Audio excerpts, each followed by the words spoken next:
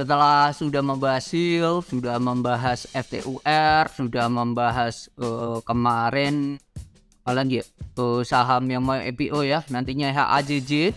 Nah, kali ini saya akan coba bahas IPO saham GTRA, di mana saham ini bergerak di transportasi ya sektornya ya, kalau saya mengkerucutkan. Dan apakah ada yang menarik ya? Ini agak beda ya dengan yang kemarin ya, dengan HAJJ. Murni hanya saham, tidak ada waran elemen di sini. Lantas apakah menarik dan make sense? So far saya melihat dari laporan keuangannya, dari net profitnya, menurut saya seperti apa? Nah, ditonton video ini sampai selesai dan mungkin prospeknya bisa menarik, bisa kita capai ya, cari cuan lah di saham ini. Oke, ini linknya untuk IPO NESSS sudah IPO dan listing. Allotment ya, belum. Yang close ini udah listing ya tanggal 8 hari ini. Sage, Tron, Cuan, dan PT MP ya. Dan so far kebanyakan ini ARA ya, terutama Sage, Tron, Cuan. Sage gila ya, ARA terus turun, banting, naik lagi. Tron, ARA, Cuan. Nah, ini kita akan membahas tentang GTRA. Sektornya transportasi dan logistik. Kalau saya melihat ini mirip dengan ASA ya, bisa dicek. Nah, subsektornya logistik dan delivery ya. Bidang usahanya bergerak dalam bidang angkutan bermotor untuk barang umum. Alamatnya di Jakpus, Jakarta Pusat. Ini kantor pusatnya, ini alamat perusahaannya. Websitenya maksudnya grahatrans.com. Jumlah saham yang ditawarkan, nah ini 378 juta saham sekian, atau sebesar 20%. Dan ini penjamin efeknya itu atau underwaternya itu AI. Nah, so far ini AI sudah punya track record. Beberapa di 2022, 2021, di 2022 ada ISAP, ada juga AI di Zata, lalu juga AI ada di mana lagi ya? Di sini Nano, terus ada di Enak, ada di Baut. So far dari beberapa saham ini ada salah satu saham yang saya bisa kerucutkan. Bagi teman-teman yang sering ikut live trade, saya sering ngomong bahwa saham ini geraknya kasar. Nah, ini Nasi juga, ini di 2021. Terus AI lagi mana nih, AI. Jadi ini teman-teman bisa di cross check sendiri track recordnya seperti apa untuk AI. Oke, itu. Dan ini prospektusnya ya, dimana ini sudah lewat ya tanggal masa penawaran, karena ini tanggal 8 ya. Ini saya take jam setengah 2 lebih 8, tanggal 8, karena marketnya sangatlah membosankan, saatlah sepi. Tanggal efektifnya 16 Maret, lalu masa penawaran 28 Maret, tanggal penjatahan 28 Maret, tanggal distribusi 29, dan tanggal pencatatan nanti 30 Maret. 30 Maret itu hari Kamis akhir bulan. Oke, nanti kita lihat ya.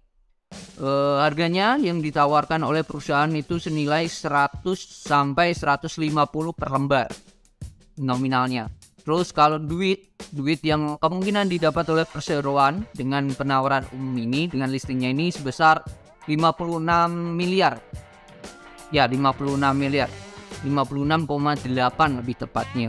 Kalau saya bikin Excelnya, nah ini Excel IPO-nya, nah ini IPO amount-nya, mereka akan dapat 37 M sampai 56 M jikalau mereka IPO di 100 sampai 150. Nah, estimasi dananya karena ini tidak ada waran ya, murni ini doang. Oke, tuh. Terus yang perlu kita cek lagi adalah dananya ini tuh dibuat apa ya? Oke, kita cek di note belakang ke bawah. Oke, ini kita tulis, kita cari dulu. Nah, ini dimana ini ya prospek usahanya. Prospek usaha dari perusahaan industri jasa angkut darat di Indonesia dinilai terus berkembang secara bertahap. Make sense. Satu, ini tidak hanya asal ngomong dari data yang mereka jelaskan. Kalau menurut saya juga dengan makin banyaknya ya ekspedisi yang berkeliaran, JNT, dan kawan-kawannya, dan Ninja, dan ya banyak banget. Itu yang menunjukkan bahwa makin banyaknya ya transaksi di e-commerce ya. Apalagi saat ini lagi berkembang juga TikTok Shop dan lain-lain. Nah, jadi dengan adanya ini data yang diomongkan, narasi satu kalimat ini make sense banget ya dengan kita melihat apa yang ada. Tapi kita perlu cross check ya nanti net profitnya berapa. Oke. Lebih lanjut, perkembangan dikarenakan permintaan yang terus meningkat, betul, sehingga membuat harga biaya logistik melaju tinggi secara pesat, di mana mengambil bagian sebesar 26% dari beban produk domestik bruto atau PDB Indonesia berdasarkan Logistic Performance Index 2020 and 21. Oke, dari The World Bank berdasarkan Kementerian Perhubungan dan Logistik dan menggunakan jasa angkutan bla bla bla bla bla. Oke. Logistiknya sekitar 90% melalui transportasi darat. Make sense. Pertumbuhan industri logistik PDB Indonesia diprediksi pada dunia akan berada di level 5%. Oke, ini udah ini secara makroekonomi ya. Prospek yang positif diharapkan mampu memberikan dampak positif bagi perkembangan. Ya ini berdasarkan alasan tadi, ya ini bisa dikatakan harapannya lah, hope-nya lah. Oke, ini sudah. Nah ini kegunaan dananya 64%. Nah ini untuk capek ya, belanja modal untuk membeli 38 unit truk gokil. Terus sisanya 35,2 ini digunakan untuk menunjang yang lainnya, menunjang dari kebutuhan truk itu sendiri, yaitu biaya pengiriman, servis, pembelian ban mobil, gaji karyawan, membeli GPS, pembayaran angsuran dan kawan-kawan. Oke, karena ada hubungannya juga, tadi saya sedikit membaca, ada sedikit liabilitas ya, yang pemasok ini sangatlah besar ya, yaitu di ini bentar, saya cek dulu ya, nanti pemasoknya ada sekitar 13%. 13%, 13,92%. Wait, nah 13,92% ini pemasoknya adalah CV Mitra Agung. Ya ini adalah bisa dikatakan utang ya, utang yang memenuhi kewajiban penjualan. Nah ini termasuk bebannya ya di Agustus. Nah jadi ini jadi hal urgensi lah ya untuk membayar ke pemasok dulu itu sih. Nah itu halaman DAF yang tawarkan. Terus hal apa lagi ya yang perlu diperhatikan ya? Yang perlu diperhatikan menurut saya adalah net profit dan kawan-kawannya juga.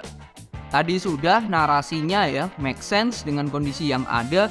Sekarang kita lihat duitnya ada apa enggak ya dari sebelum-sebelumnya. Dan ini kita cek dari tahun 2019 terus ke 2020 ke 2021 ini selalu naik dan kenaikannya masih make sense, tidak dibuat-buat menurut saya ya pribadi. Dan ini berdasarkan laporan di November 2022 mereka mendapatkan pendapatan ya, berarti salesnya sendiri itu sebesar 195 miliar ya, 195 miliar. Kalau kita cek, saya hitung 195 miliar tuh ini pendapatannya ya. Ini pendapatan per 11 bulan, terus saya bagi dengan 11 bulan, mereka akan mendapatkan pendapatan per bulan bersihnya itu 17 miliar. Itu pendapatan ya, itu pendapatan. Nah kalau kita kalikan dengan 12, nah itu akan mendapatkan pendapatan sebesar 213%. Itu hanya pendapatannya doang. Dengan net profit di sini ditulis ini net profit ya, laba net tahun berjalan ini sekian, laba net tahun berjalan ini rasio per persennya laba net terhadap penjualan. Nah ini kalau dirasiokan itu rata-rata ada di 3, 5, 6 ya, tidak lebih dari 7%. Dan ini make sense untuk biaya bisnis yang bisa dikatakan delivery kayak gini lah, jasa. Dengan asumsi tersebut saya pakai hal yang paling konservatif, di mana pendapatannya itu dengan net profit 7%. Saya bisa simpulkan 2022 dapat net profit 7% lah. Nah di sini di prospektus mereka juga menjanjikan dividen. Perseroan akan membagikan dividen tunai secara kas sebanyak 20% dari laba perseroan dengan mengacu pada bla bla bla berdasarkan tahun buku 2024. Jadi mereka akan bagi dividen paling cepat itu 2025. Oke, beda dengan Hill yang mereka saat IPO langsung menjanjikan dividen. Nah, HAJJ pun tidak langsung membagikan. Oke, ini kita asumsikan kenaikannya. Nah, ini saya asumsikan kenaikan laba net pendapatan ya per tahunnya cuma 5%. Cuma 5% itu dapat di 2024 itu dapat angka 234 miliar.